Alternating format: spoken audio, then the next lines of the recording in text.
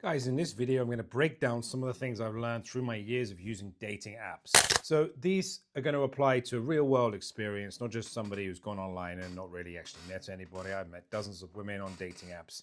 And we're talking about whether you're using Tinder, Bumble, Plenty of Fish, or even some of the sugar dating apps, which we'll come on to. Or if you've used dating apps abroad, there are going to be specific apps you probably only use in Asia. So these insights will help you to avoid time wasters, spot genuine matches, and real connections. After years of using dating apps across different countries, here's what I've actually learned. And trust me, no one tells you this part. Number one is the algorithm doesn't care about you. Most people think that dating apps are about meeting the right person, but they're actually not. Dating apps are designed to keep you being on the app, not to help you leave it. The algorithm rewards the profiles that swipe constantly, respond quickly, and keep the cycle going. It may be why women complain about dating apps not working. The reality is that they don't engage with that many profiles. Rather than being very active, they switch off after 5 minutes. No wonder they don't find anyone. First, the more you use Bumble, the more you get out of it.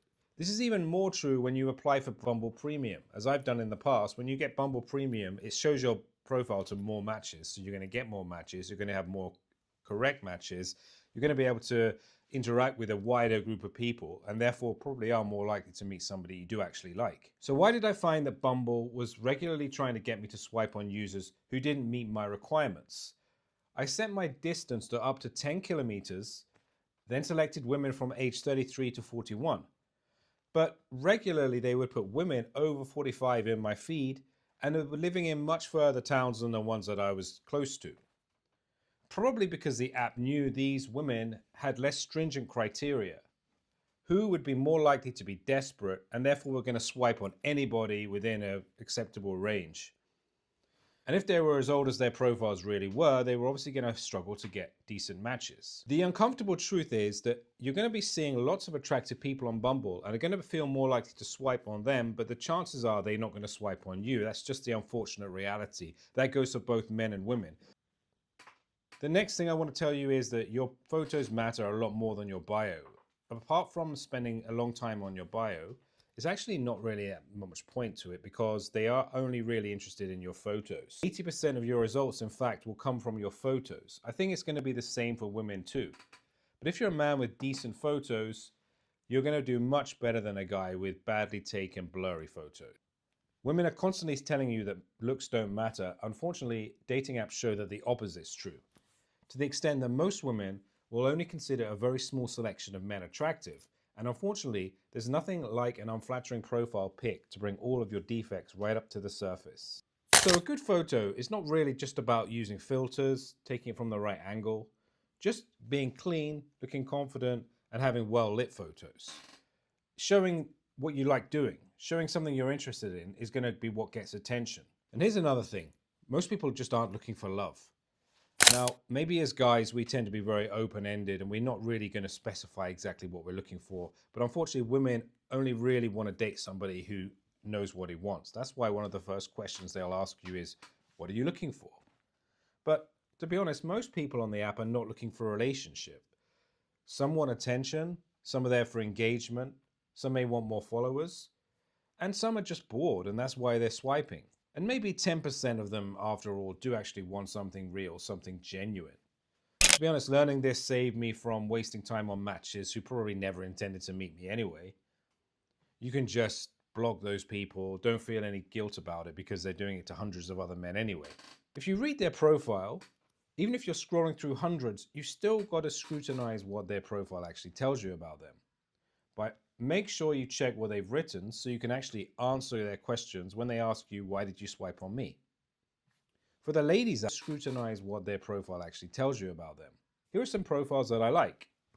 Ones that made me laugh, ones where they were smiling, and okay, ones where they were probably wearing a swimsuit or a bikini. And I'm like 99% of men in liking these things. If you can't do number 3, make sure you do number 2. I don't like profiles where the woman is obviously trying to conceal something, like hiding half their face. And whenever I saw a man in the photos with the woman, I wondered what she was trying to convey here. Women think that men are turned off by the stereotypical cat lady, but actually women with animals of some kind are kind of attractive. It shows that she can care for something. It shows that she's nurturing. Men value this stuff. A woman who loves animals is definitely a damn sight more attractive than a woman who poses with random men who are probably not her brother. Now, international dating is completely different. Women are a lot more intentional, and everything changes when you date in Asia, to be honest. You're going to have much more success. But the lifestyle differences can actually be huge. So what do I mean by that? Well, you're going to find that women are much more interested in marrying somebody from the West.